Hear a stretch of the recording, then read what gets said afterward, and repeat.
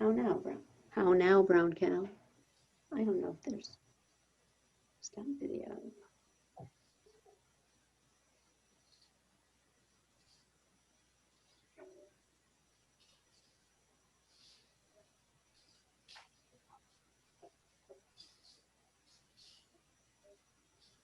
Cool.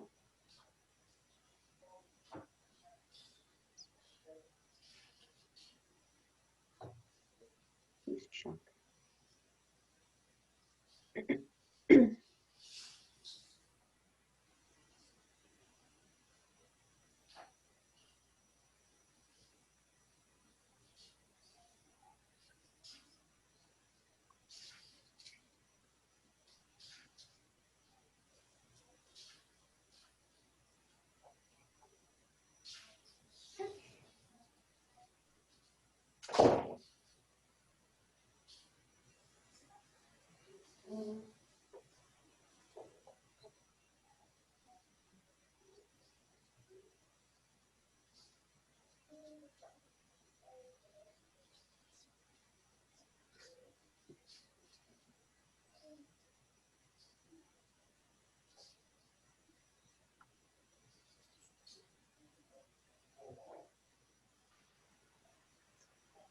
I do have to use it.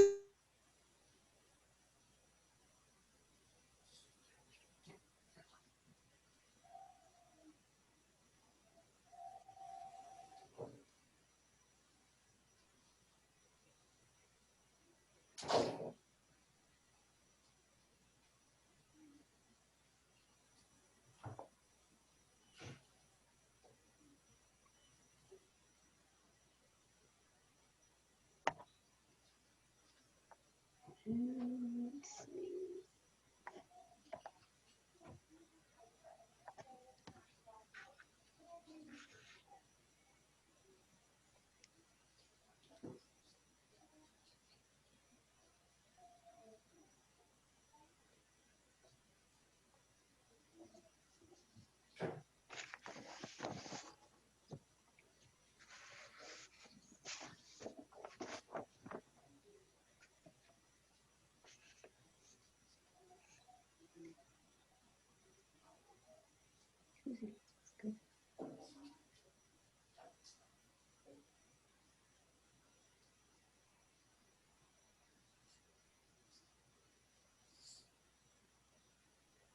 Oh.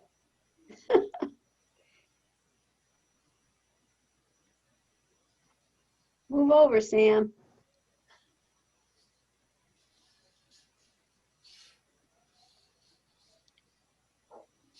You're muted. Unmute.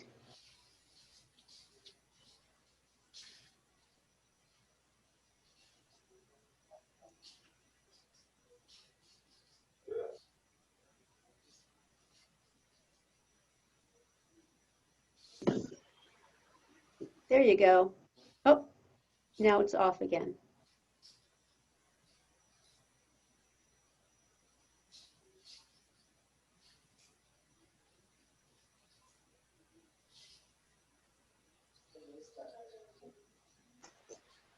No, what about now? Now you're good. You can hear me? Yes, I can. You took Good. off the microphone or the slash. You unmuted yourself. But you're not in the center of the picture. Hmm? You're not in the center. All I can see is your shoulder and an eyeball. I'm off to the side.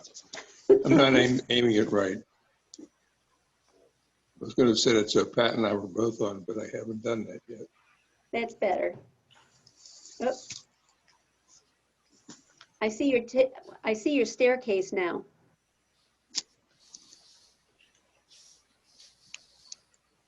Hi, Pat. There's Roseanne there. Hmm?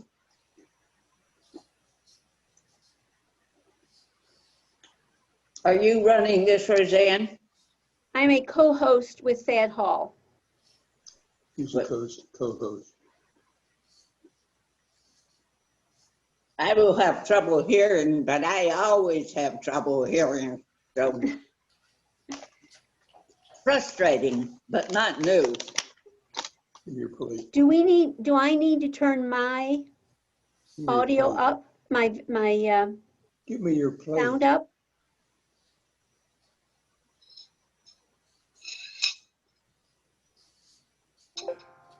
Is that any better? Any better? She was Wait. asking if she could hear you better. Can you hear me now? I never can hear better, Okay. so don't worry about it. Sometimes I catch on and then I can follow along, and sometimes I get lost completely. It's not anybody else's fault.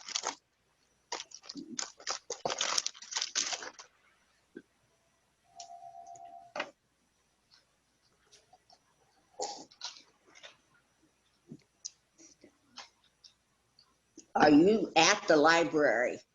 Yes, I am. I opted Okay. to come here and meet Thad rather than stay home. There he is. Okay. Speaker, you There we can turn it around now. No, it's okay. I can hear it okay. Who you are looking at is not Carissa, but that is Thad Hall in the red shirt. I am not Carissa. You are not Carissa.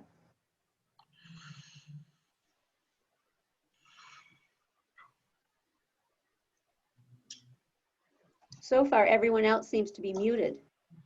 Yes, they all are. Okay. Oh, that's right. If they have a question, they'll put it in the chat box.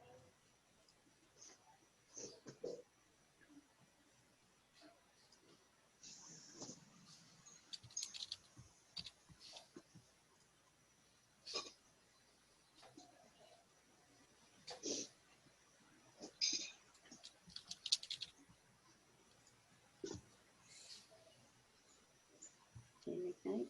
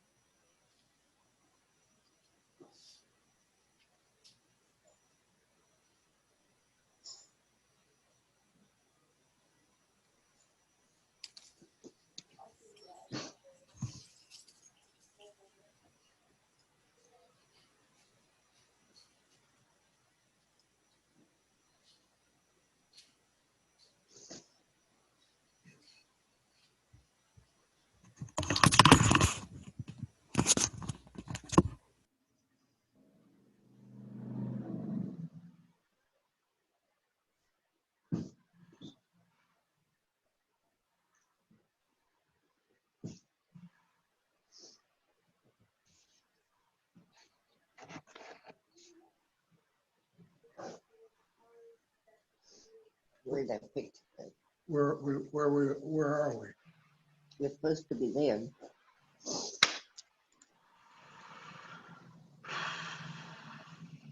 Jane is there.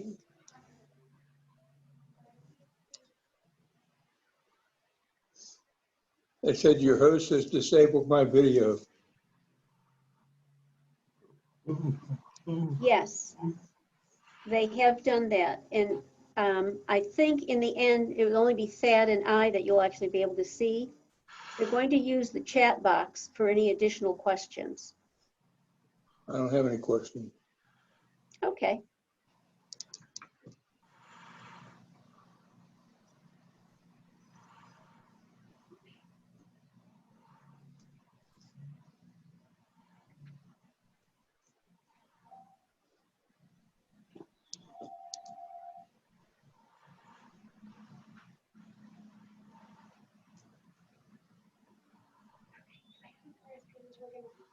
Okay.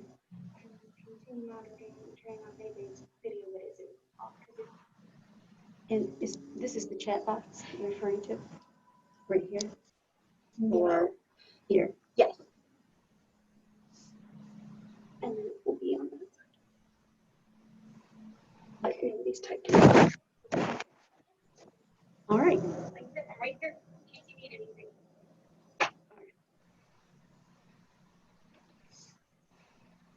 Are we to start? Or are you gonna? Yeah, I'll go ahead and start it and then I'll pass it. Okay.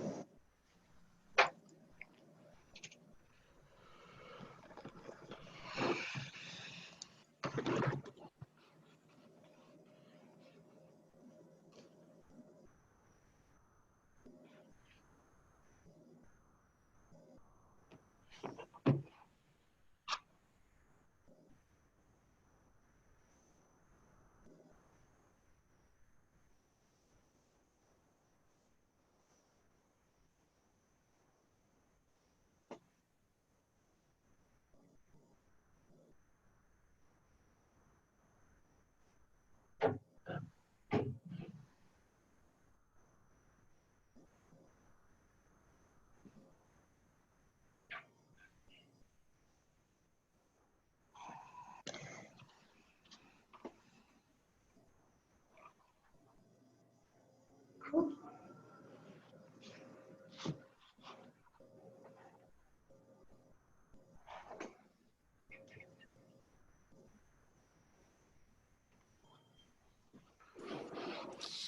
Okay, can everybody hear me?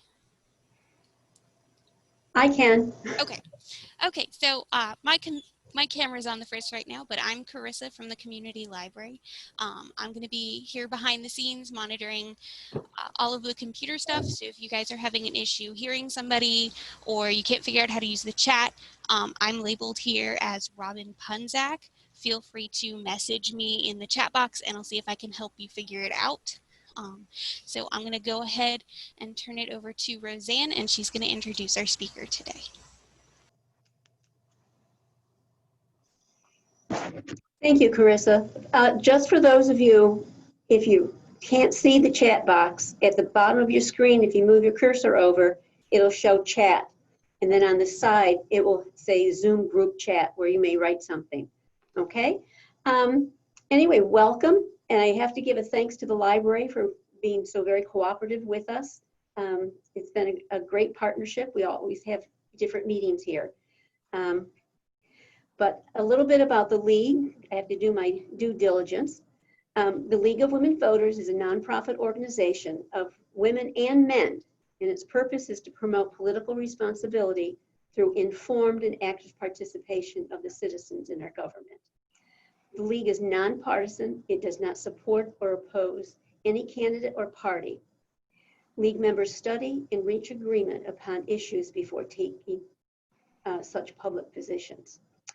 So with that done, I will introduce Thad, who is our new Director of Elections. And he comes to us with a lot of very impressive credentials. I will say that. He has a lot of experience. He was on the staff for the National Commission on Federal Election Reform, led by Presidents Carter and Ford. The commission made recommendations that were incorporated into HAVA, which is the Help America Vote Act. And he worked with the U.S. Election Assistance Commission. And that might even need to be a question, Thad. Sure. Exactly what is the U.S. Election Assistance Commission? But welcome, and I'm glad you're here. Thank you. So I wanted to just briefly talk about this election. I know there's a lot of interest in the election, and the League asked me to talk briefly about it. I also want to give a shout out to Jeff Greenberg, who is on this. He was the director before I came, and I'm very fortunate that he left me with a very well-planned election. And we have an amazing staff that's working very hard right now to process all of the absentee ballot and by-mail ballot applications that are coming in. We're having a very busy season right now, but I'll give you a little bit of a timeline of where we are and what we're expecting. You know, one of the things about elections is all about planning. And you have to have a good plan for everything you're doing. And this election has been a little bit interesting because the state Supreme Court was hearing legal challenges up through last Thursday on our ballot and several questions. And those legal challenges resulted in our having to make some changes to some of our materials and also to our ballot. And so, right now we are on schedule to have all of our by-mail ballots. We'll start processing them next Friday, which is October 2nd. And to put that in context, ballots in Colorado, which is a state that does all by-mail voting, so they mail a ballot to everybody, they won't mail their ballots out until October 9th. So we'll be mailing our ballots out the same week that most of the by-mail only states do. And so Arizona, where I came from, they won't mail their ballots out until October 7th. So we're giving people just as much time as states that have a tremendous amount of by-mail voting. And so people will have a month to get their ballots back to us if they're voting by mail. And as a part of that process, just so you know, you can apply, for a ballot by mail, up through the week.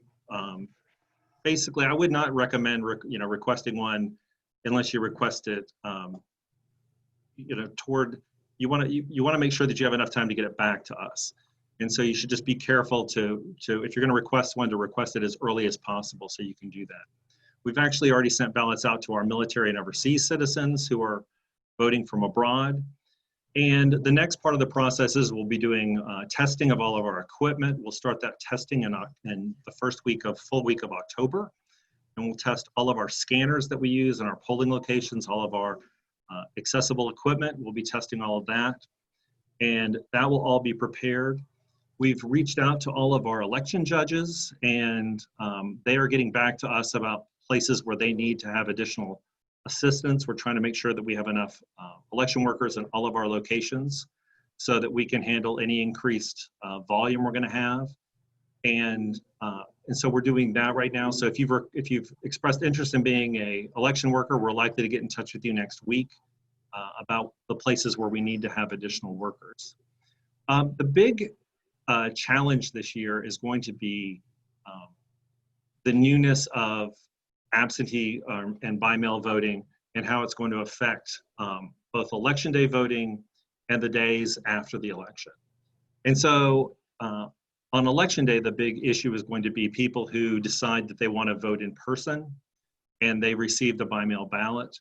And those people have two options. If they come to the polling location and they bring their ballot and they bring the envelope that has the declaration on it, they can surrender their ballot, and we will spoil their ballot. We'll take the ballot from them and they'll sign a declaration and they can vote in person. And then if people don't bring their ballot in, and they have not returned their ballot, they'll be able to vote a provisional ballot. And our poll books are the rosters we use are very good about letting us know who has returned a ballot and who hasn't. And so we'll be able to process those people, but there just may be a little bit of confusion because this is new for some people. And we're going to be creating some additional signage for our polling places to explain to people the process so there aren't any questions. And then the day after, yes, ma'am. Was that me? Yeah, go ahead. Absentee, what is the difference between an absentee ballot and a mail-in ballot? And there's a new term that I've heard. Sure. And that was a naked ballot. Right. Well, I will explain all three. Okay. So the state has long had an absentee ballot provision in their laws. And absentee voting, under that statute, you had to have an excuse to vote absentee. And this dates back to when we wanted everybody to go to the polls, and you had to have a very good reason for not going to the polls. You had to have a doctor's excuse, or you had to prove that you were going to be out of town. And many states historically had very strict rules on what would allow you to vote absentee. The by-mail provision allows anybody to vote, to request a ballot by mail for any purpose. And so if you're going to request one, you should probably request a by-mail ballot because it's a lot simpler process. And you can actually request to be a permanent by-mail voter, and we'll send you a ballot for every election for that year. And then in February of every year, we're required by statute to contact you to make sure that you still want to remain on the permanent mail list. And if you do, you can continue to get a ballot by mail. And so that's that process. And so I'm going to answer your naked ballot question in just one second. So on election day, we're going to have election day voting just like we always have. Polls will be open until 8 p.m. Our office will be open until, we'll be accepting by mail ballots and absentee ballots in our office until 8 p.m. And so the best way to return a ballot, if you haven't been able to put it in the mail, is to bring it to our office, which is in the courthouse in Mercer. And that'll be the most secure way to get ballots back to us, where you can be 100% confident that we have the ballot and it's been returned. The day after the election, we start counting ballots, the absentee ballots. Our office will have processed the ballots, and that will have gone through and checked, checked people in that we have their ballots back, and check them into the state voter registration database, that we've issued them a ballot and that it's been returned. And then we will process the ballots in batches so that we can keep track of every ballot we're counting, to make sure that we have really good accounting for those ballots. And when we open the ballots, there's two things that we have to do. First, we have to open the outer envelope, which is the mailing envelope. And inside of that should be a secrecy envelope. And the ballot goes inside the secrecy envelope. A naked ballot is a ballot that is not put inside the secrecy envelope. And the court recently ruled that all of those ballots, if they're not inside the secrecy envelope, we're not allowed to count.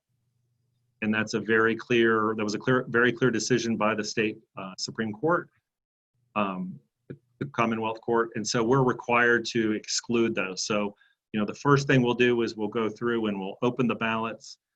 Any ballot that is problematic will be set aside.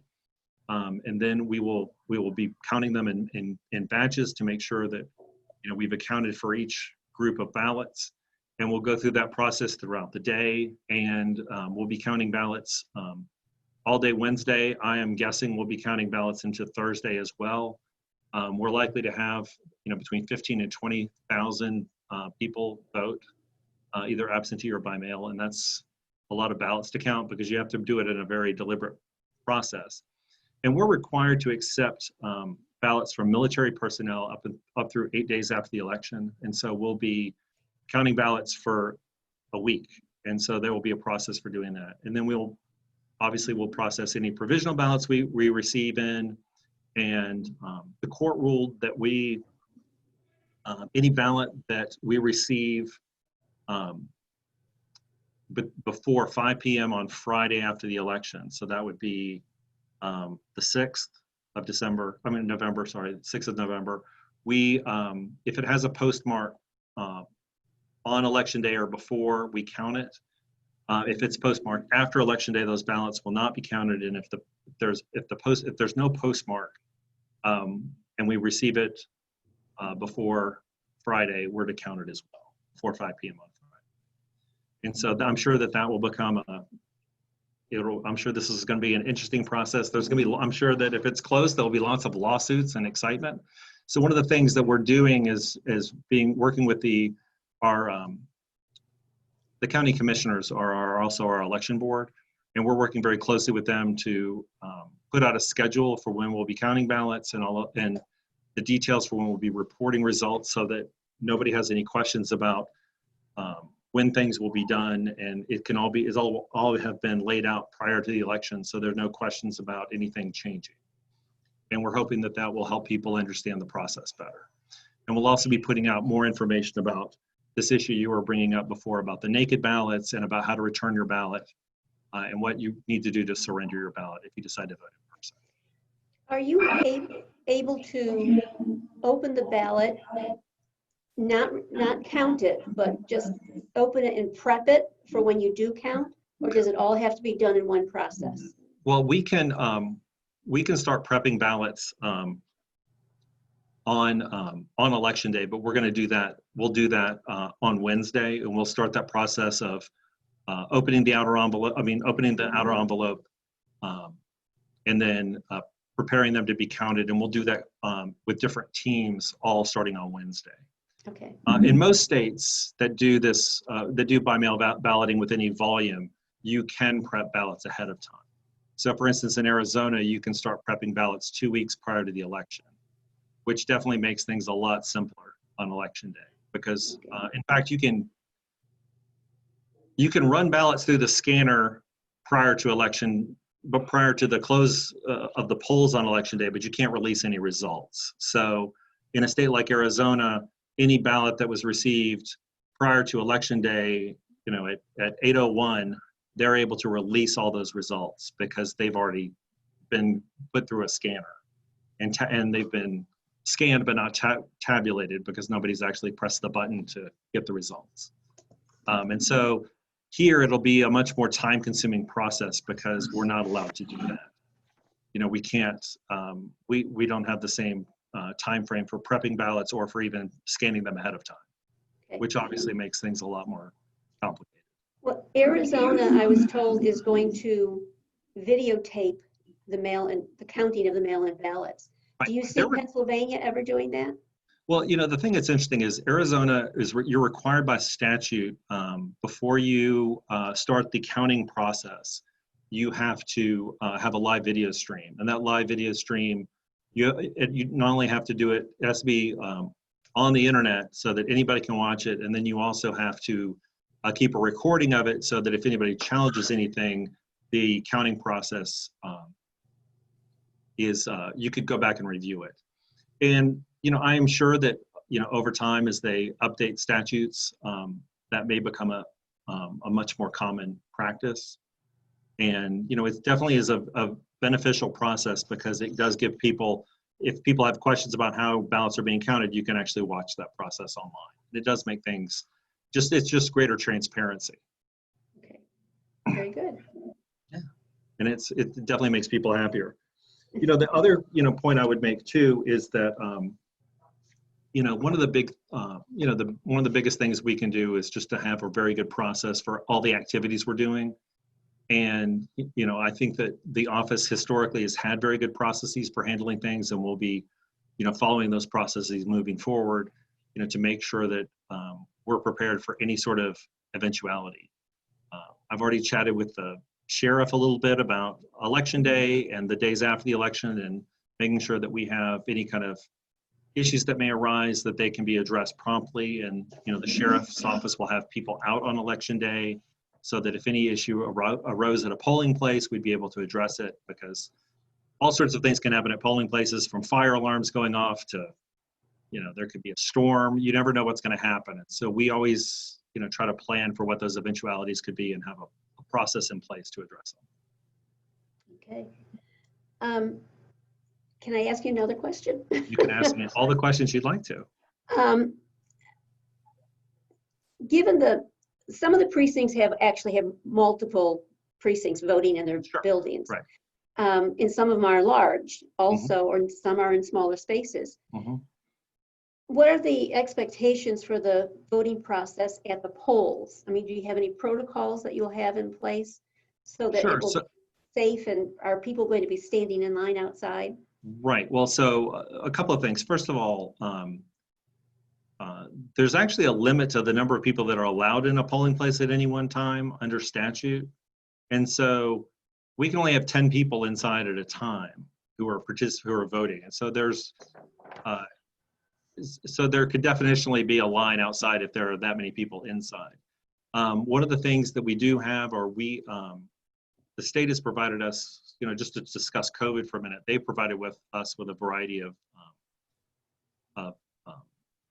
personal protective equipment that we have for our poll workers and for the public, from hand sanitizer to masks and things like that. We even have, they even sent us the plastic screens that we can use, you know, to provide additional layer of protection for people.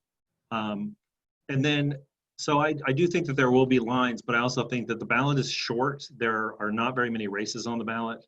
And I think that people know how they're going to vote in this election. And so I think that the voting process will actually be rather quick, and there should not be many delays at any polling place, even if quite a few people turn out. And we're making sure that all those polling places are staffed well, so that the check-in process and the related processes of voting and then getting your ballot scanned all go smoothly and well. Okay. Do you, I know you gave a promotion looking for more volunteers Sure. for workers. Are they, is that a problem for you? I mean, do we have sufficient numbers right now, or do we need to recruit more people? You know, we actually have really good election judges, and those are the people who are in charge of our polling locations, and they're very good about making sure that their polling places are well staffed. In fact, I had somebody come in yesterday who's not going to be able to work the election, but they had already worked out a plan for getting all the poll workers for their location, even though they themselves aren't going to be able to work because of some health issues unrelated to COVID.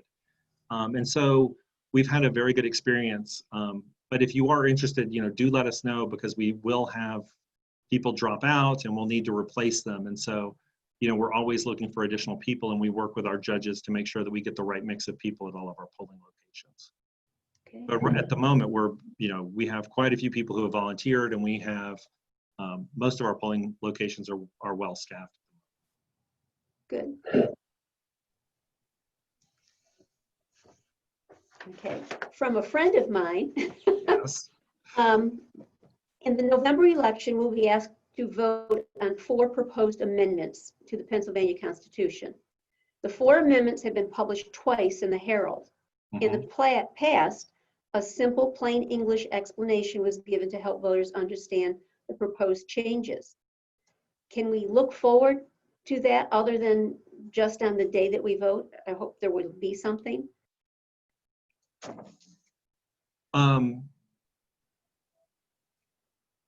To be honest, so Has it been addressed? I guess that's the first question.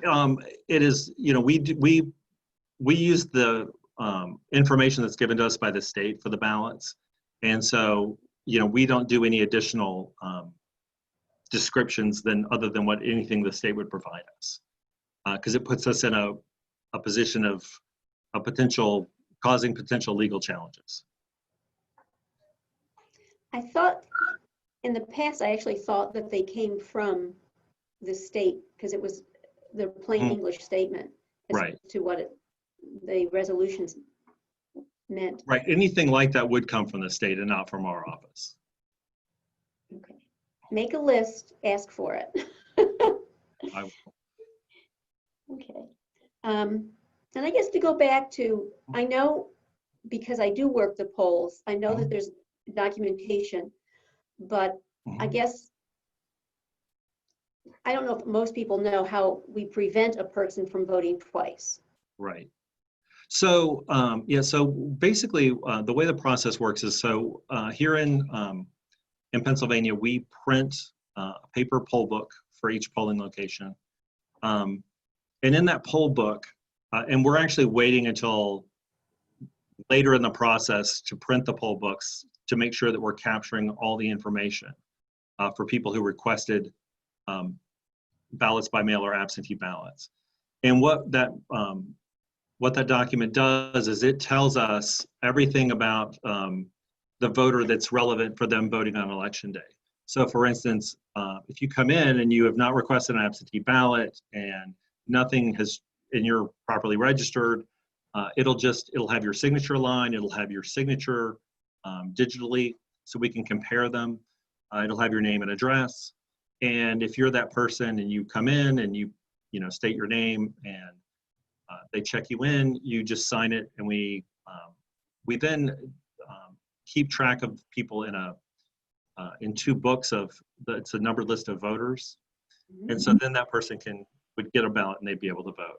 Now, if you received an absentee ballot, if you requested an absentee ballot, you're going to be in the book as having been an absentee voter.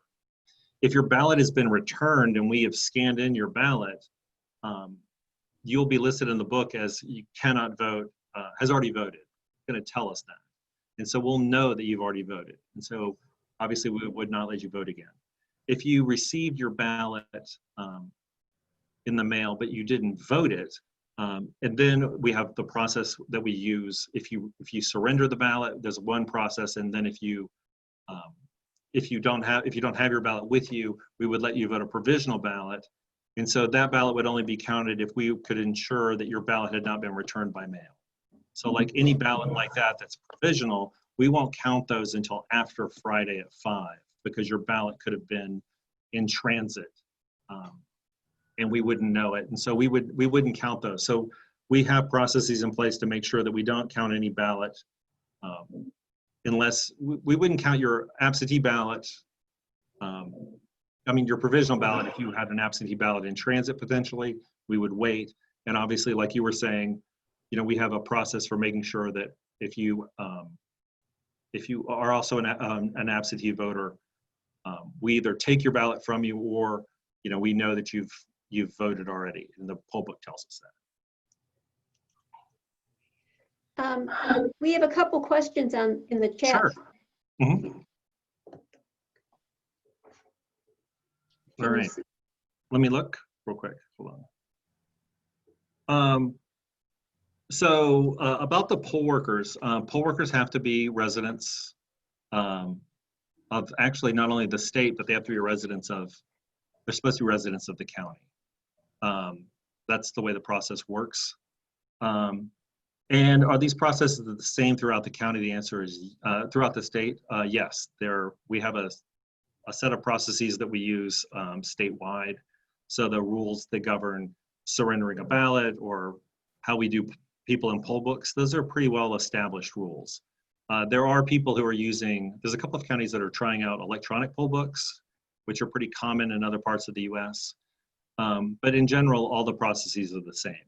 You know, especially in this election where we're all subject to being sued for anything we do wrong, where everybody's following the rule of the law to the letter, because, you know, the options are, you know, to end up having to litigate something you did. In the whole voting process, when changes are made, how much input does the county have, or does all of that come from the state?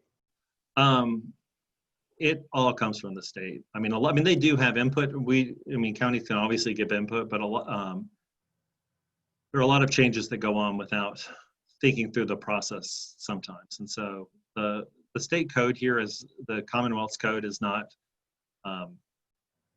where I was in Arizona, the law was very specific and very clear, and here it's not necessarily nearly as clear. And that does create challenges. Okay. And I saw there was a question about poll worker training. We will be doing poll worker training the week prior to the election. We do those Monday, Tuesday, Wednesday. We do them at 10, 2, and 6 p.m. on Monday and Tuesday, and then at 10 and 2 on Wednesday. And we'll have training materials for people. We'll have a handbook for people to take with them. So we'll have a variety of materials for people to look at prior to Election Day.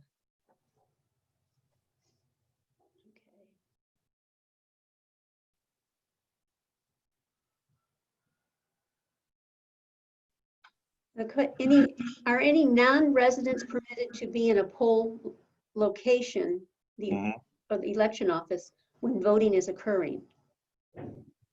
So you have to be an observer. I mean, to be an election observer, you have to be a qualified elector of the county. So you'd have to be a qualified elector in the county. So if you were from other places, you wouldn't be able to do that. And they can be there as a representative of a party. For a party. Okay. Right. So each party is allowed to have 3 observers at a polling place. But no one party can have anybody inside the polling place. They can only have one person inside at a time. And then for each candidate can have 1 observer also. And so it's a pretty limited process of who can observe the process.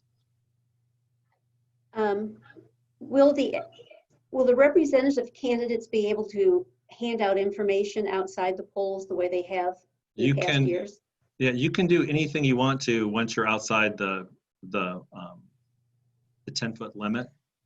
Okay. You know, you can do those things. It's when you're inside the limit that it's an issue. And somebody was asking if they bring their mail-in ballot with them to the polls, what's the process, and can you complete it there? In Pennsylvania, two things. One is you can only return your ballot in person in Mercer County. You'll only be able to return your ballot in person at the courthouse. That's the only place you can return it in person. And you'll be able to do that from 8:30 to 4:30, Monday through Friday. And then on election day, you can do it up till 8 p.m. If you want to take your ballot to the polling location, you should take your ballot there unvoted. And you need to bring your ballot, and you need to bring the declaration envelope, and you would surrender both of those, and then you could vote a regular ballot that you put into the scanner. And so you would just become a regular voter after you sign. You have to sign a form, but after you did that, you'd be a regular voter. Otherwise, if you come to the polling location, you don't have your ballot, or you don't have the envelope, you'd have to vote a provisional ballot. So that's I take it that means that we will not be using drop boxes? We are not using drop boxes. Okay. We are not using them. No. You can drop them off in Mercer County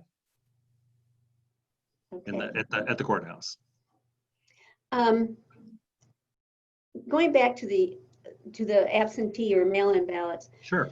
I know that I have received almost every day from all different organizations, from national political organizations to party organizations. Some Right. I've never recognized, and all telling me how to get an absentee ballot. And many include a form. Sure. And Yep. which ones are legitimate? Or are they all? Well, so I'm gonna skip the last part of your question, and first of all, I want to emphasize a couple of things. First of all, the best way to get a form is to contact our office, and we will send you the form from our county and tell you how to return it to us. And you can return the absentee ballot request or the by mail request form to our office. You can mail it in, or you can drop it off in our office, and we process those quickly. You can also request online through the state's online portal. But one of the things to remember is that there's a First Amendment right to mail people stuff about elections, and so we are in the battleground of battleground states, and so I know people are being sent quite a few forms. We're processing several hundred forms. We're processing almost 1,000 forms a day, and a lot of those forms are duplicates. People are sending in their form, and then they get another form, and some of the messaging around these forms tells you that you didn't send your first one in, because they want to encourage you to send it in. And so we are processing quite a few duplicates as well. If you think you've sent one in, if you sent one in, you don't have to send in another one. We know you sent it in. We're processing them as fast as we can. In fact, we're processing them all day tomorrow, and so we're going to have a busy weekend. But yeah, so people, if you get one in the mail, the forms we're getting, they're all of a certain design, and you can send them in, and we'll process them. Somebody asked if you have to go through security. Yes, you will have to. If you drop it off at the courthouse, you'll have to go through security likely. On election day, we may, we're talking about potentially, we're looking at ways that we can have it where you wouldn't have to go through security, that we could get your ballot prior to you going through. We just have to work that process out. Ballots are going to be mailed out to people. We should have everything ready to go with our ballots on October the 2nd, which is a week from today, and they'll go out starting on the 2nd and then thereafter. And so we'll have about 15,000 ballots go out on October 2nd. So people should expect to see them the week of October 5th in their mailboxes. 15,000 ballots going out. How many actual voters are there in Mercer County? Roughly 70,000. Okay. And that's changing every day too, because we have, we're getting inundated with voter registrations as well. So we're having a very busy time in our office processing all of this. So. And I would point out that the registration deadline did move closer to election day, so people can register up through, I want to say October. 27th, I Yeah, think. it's 15 days prior, Okay. whatever 15 days prior to election day is. So you can register to vote, into the first 2 weeks of October. But obviously, do everything now, because it's all better to get everything in the mail, get everything into our office so that we can have your ballot and have your registration process.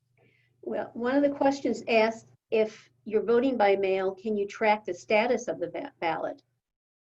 You will be able to know when your ballot was mailed out, and we're working with our mail vendor to provide tracking services to people when they mail their ballots.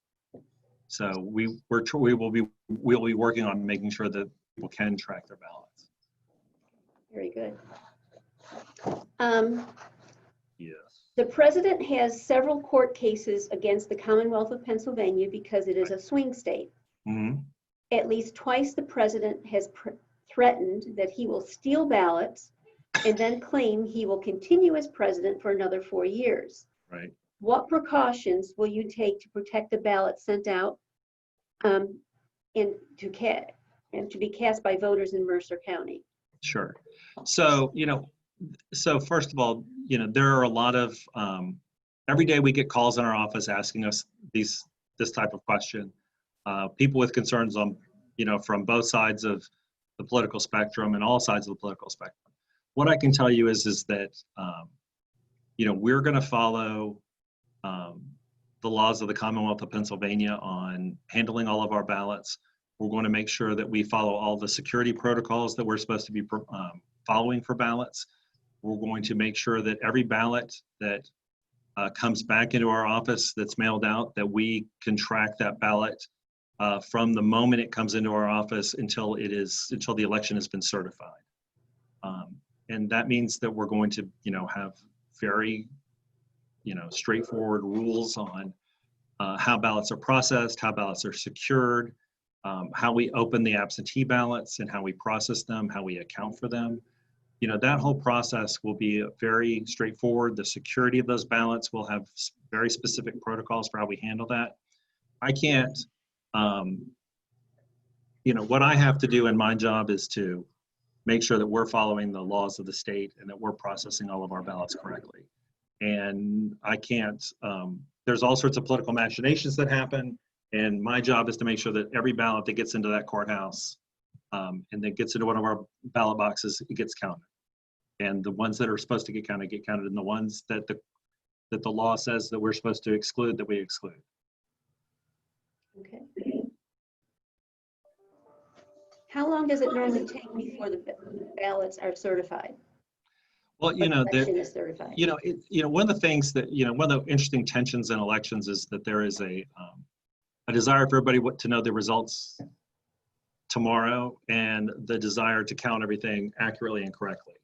And so, it will, like I said before, we have to accept ballots that are postmarked by election day. We have to accept those up through the Friday after the election. And so that will make the process of counting the absentee ballots slower to get the total results. We then have to deal with the provisional ballots that come in. Then we have to deal with the ballots that come in from UOCAVA voters. And so there's the process for counting all those, that's at least 8 days after the election before I can even know all of my ballots that have been counted. And so it's a pretty deliberate process. It's probably going to take us 2 weeks to, have everything finalized where we've, gone through every poll book, every numbered list of voters to make sure that every precinct is balancing. We have to make sure all the absentee ballots that we counted in batches, that those balance with the number of ballots envelopes we have. It's a very, it's a very strict accounting process that we have to go through to make sure everything works. But I would, for Mercer County, we should know 2 weeks after the election what the results are. Very good.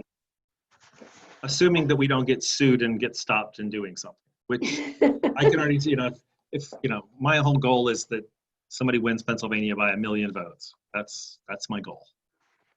very clearly. Exactly, because then there'll be fewer lawsuits, and that'll just make the world a happier place. Someone sent this question into the league, and I Mhm. will share it with you. Sure. I am concerned that self-appointed militia will be at the polls with their AR-15s or other intimidating rifles and guns. I am concerned for my safety and others at the polls because these are crazy extremists who incite violence and actions that could hurt someone. I would feel much better if state troopers were watching our polls, not self-appointed radicals. These extremists may be coming from other states or other counties for all we know. What should we do if we want to go to the polls to vote, but are afraid of these crazy extremists? Right. So, so a couple of things. First of all, as I said earlier, one of the things that we do, and I've already done, is to work with the sheriff's office to make sure that we have personnel from the sheriff's office who could respond if there was any sort of issue that happened at a polling location. And if anything like that were to occur, the sheriff's office, we would contact the sheriff's office, and they would address that kind of problem. There are issues with having any sort of police presence at polling places, because having any sort of police presence can be seen as being intimidating. The state discourages there being law enforcement officers at polling places because of that. And so, what we will do is work with the sheriff's office to make sure that we have a response protocol, so that if anything like that were to happen, the sheriff's office would respond to it. And they're very highly professional people who know how to respond to these sort of issues that do occur at the polls. Okay, thank you. Sure. Somebody was asking, how do Pennsylvania voters out of the country return their ballots? So there's a law called the Uniformed and Overseas Citizens Absentee Voting Act, or UACAVA. That law covers people who are in the military, who are stationed away from their residence. If they're for military personnel, they could even be within the United States, and we still send them a ballot. So, for instance, if you were from Pennsylvania, but you're stationed at Fort Bragg, or you're stationed at anywhere like that, we send those people a ballot, and then we can send the ballot to them either electronically. The state has a system for transmitting ballots out to people. And then we also do that for overseas citizens. So if you are living outside of the United States, anywhere from Canada to Germany to Australia, we will, those people, we can send them a ballot either by mail or electronically, and the voter determines how we transmit the ballot to them. But all of those ballots have to be transmitted back to us by mail. And so the voter, would print out their materials if we send it to them electronically. Then they the instructions tell them how to create a secrecy envelope, and they put their ballot within the secrecy envelope, and then they put it into an outer envelope, and they sign a declaration, and then they can mail it back. And if we mail them the ballot, obviously we're sending them all of those components. And that's why we're required to send out the ballots 45 days prior to the election. And so there was a law passed in 2011, I think it was, that required ballots to be mailed out 45 days prior to election day. That gives people a lot of time to return their ballots to our office. And they also have, like I said, they have an additional time frame to get their ballots back to us. So as long as the ballot is postmarked by election day, if we get it up to I think it's 8 days after the election, we will still count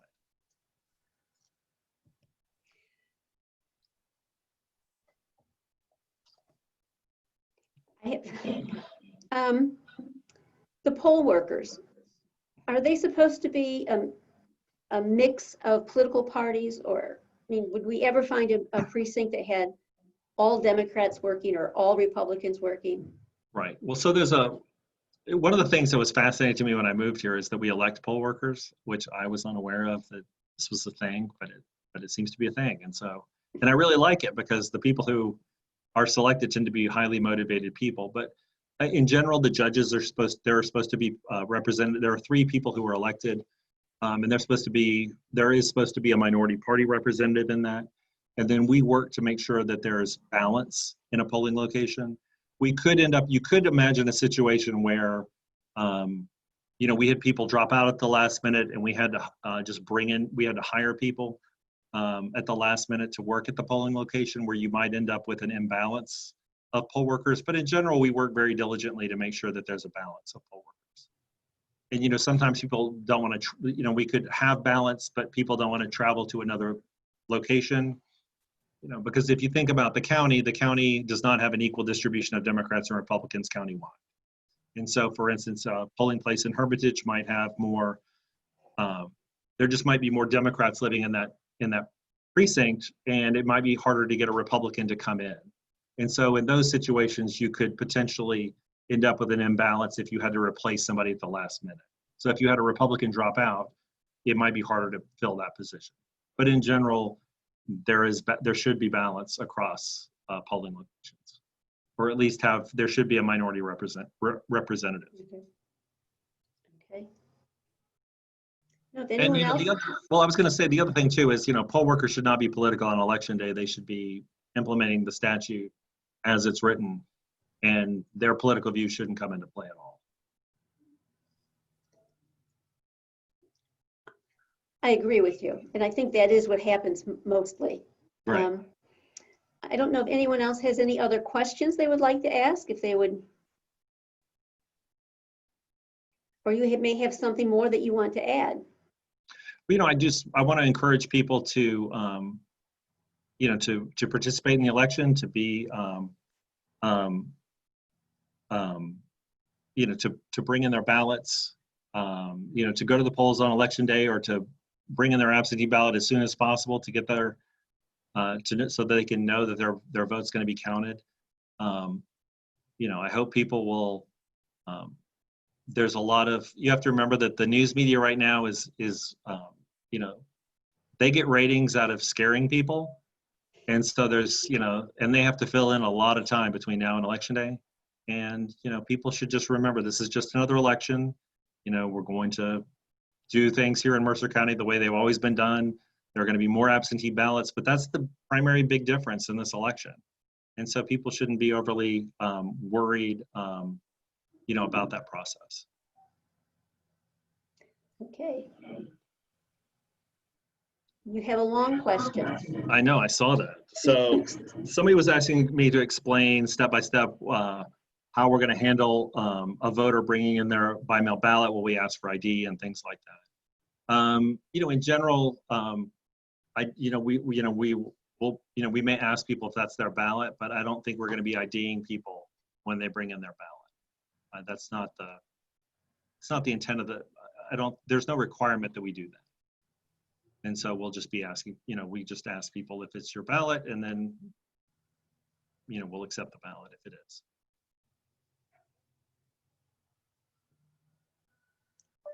Okay, so they just have to show up with it. Yes. Somebody was asking me how long it'll take after you receive a by-mail ballot that the voter will be able to get confirmation that we received it. I think, and I apologize for not knowing the answer to this, I think the Sure system will tell you that we've checked in your ballot, that we received it. The Sure is the state's voter registration database, and I think it will tell you that we've received your ballot. And you'll be able to go online and do that. You know, the thing to remember though about the Sure system, the state's voter registration database, is that it was built in 2002, and it's really old. It's not designed for all the amount of absentee voting we're doing. It's being held up to, you know, right now with duct tape and some string and to do what it's being asked to do. And they've done a really good job of you know, making it work. For this election, they're going to be revamping the whole system starting next year because of the changes in the law and because it's so old. But I think it will tell you that we received your ballot.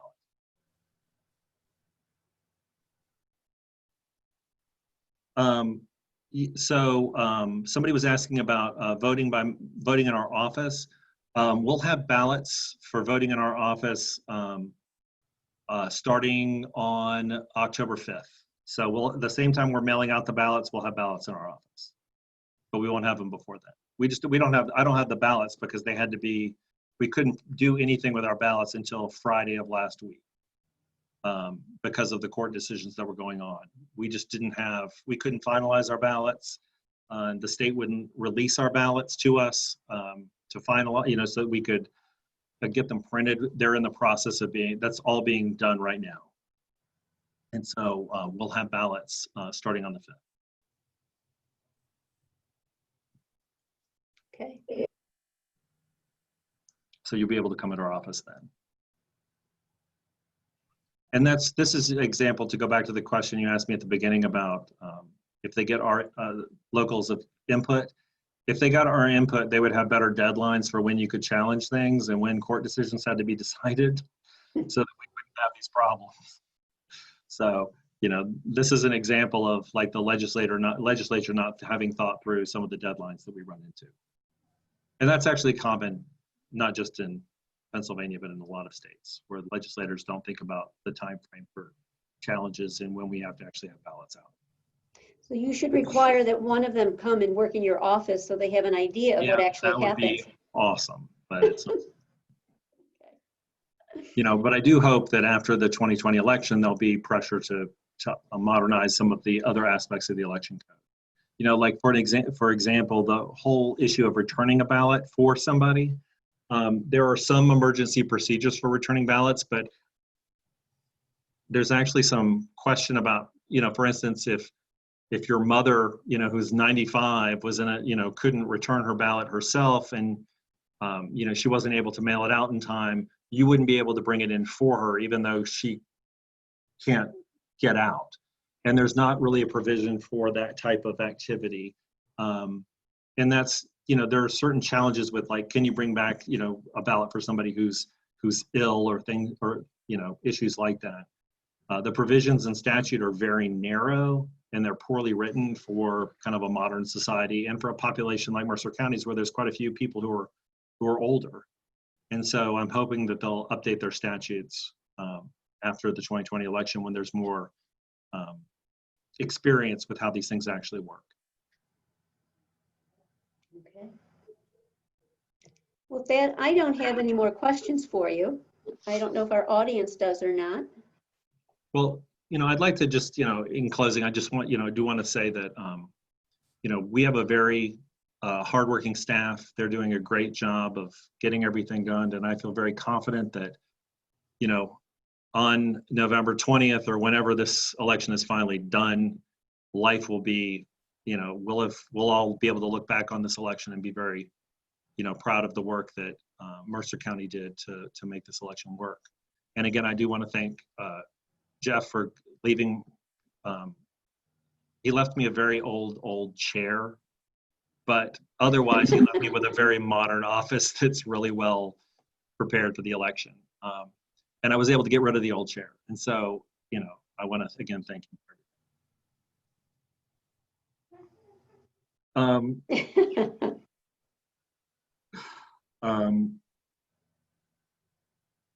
You have two other questions other than Jeff's comment. Somebody was asking, can you, could you, about returning mail-in ballots and then voting in person on election day? One of the things that, one of the ways that the process works is, as I was saying, is if you go to a polling place and you don't have your ballot, you'd have to vote provisionally. And so if somebody was to vote at a polling place and then they were to come to our office and return the ballot in person, we would have a provisional ballot that would not have been counted yet. And so what we would do is we would count the ballot they dropped off, and then we wouldn't count the provisional ballot. Because what we do is we count all of the absentee ballots, and then only then do we process the provisional ballots. So they won't even be processed until the week after the election. And so we would know if anybody did anything like that. And then somebody was asking about a situation where a person who is an early voter, we get a provisional ballot. And the answer is, the only way, if you were, So the term early voter is not something, it's a term that I've used before. When I was in Arizona, everybody who voted by mail was an early voter. Here, there's not really that term. If you vote in person in our office, you know, if you had already received a ballot, you know, we would have to process you, and then if you had, you would vote provisional if you had received a ballot by mail and you went to a polling place. But you know, if you're voting in person in our office, you know, we would either issue you a ballot and accept the ballot that you voted then, and then any other ballot you sent would not be counted. So there's a process for dealing with that also. So there you go. We have a process for everything. Okay. Well, I want to thank you very much for being with us today, Thad. Sure, thank you. And And if anybody again, has any thanks. questions, they can contact our office. Super. You know, and again, another thanks to the library for coordinating all of this for us. Yeah, thank you, you know, Carissa, for putting everything together. And the computer I'm using right now crashed, you know, 10 minutes before this started, and she was able to get us up and running. And I really appreciate all that you did for us. Well, I'm so glad for the league who put all of this together. Hannah was in contact with Thad and just was like, hey, this is what we want to do. I'm so glad for the league that they do this kind of thing. And I'm really glad that you were able to come and join us here at the library today. I will try to put this, I have a recording of this, and we'll try to put it on Facebook for those of you who need to review this or want to take a second look at it. We hope, as I've had a lot of computer issues today. So thank you all for that. And if you guys have any closing comments or anything, feel free to let that happen. Yep. Well, thank you again for hosting this, and I appreciate it. Okay. See you later. Thanks so much. Bye-bye. Bye-bye.